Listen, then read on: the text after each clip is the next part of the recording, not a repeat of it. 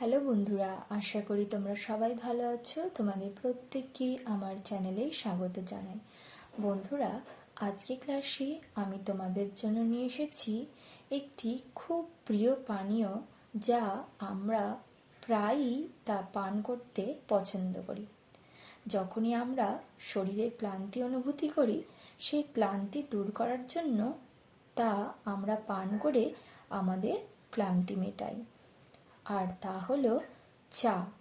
হ্যাঁ বন্ধুরা, যখনই আমাদের বাড়িতে কোনো আত্মীয় আসেন, আমরা তাদেরকে চা পান করাই এবং তাদের মনে আমরা তৃপ্তি দিই।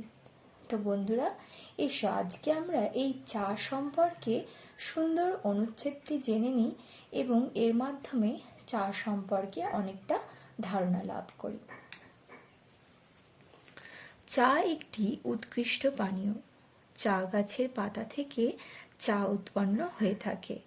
চা গাছ বেশ লম্বা হতে পারে, তবে চা পাতা তোলার সুবিধার জন্য নিয়মিত ডালপালা ছাঁটাই করে 2-3 হাত উঁচু ঝোপের মতো দেখতে হয়। পৃথিবীর সর্বত্রই চা আজ উষ্ণ পানীয় রূপে আদৃত।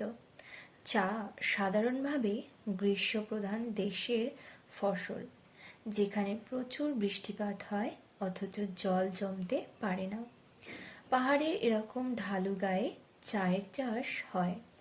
সাধারণভাবে 2.5-3 হাত অন্তর সার বেঁধে চারা পোঁতা হয়। গাছের বয়স 4-5 বছর হলে পাতা তোলা শুরু হয়। 2টি পাতা ও 1টি কুঁড়ি থেকেই ভালো চা উৎপাদিত হয়ে থাকে। ভারত, চীন, শ্রীলঙ্কা, জাপান, পাকিস্তান, বাংলাদেশে, ইন্দোনেশিয়া প্রভৃতি দেশে চা উৎপাদন করে থাকে। তবে ভারতের দার্জিলিং চায়ের সুখ্যাতি পৃথিবীর সর্বত্র।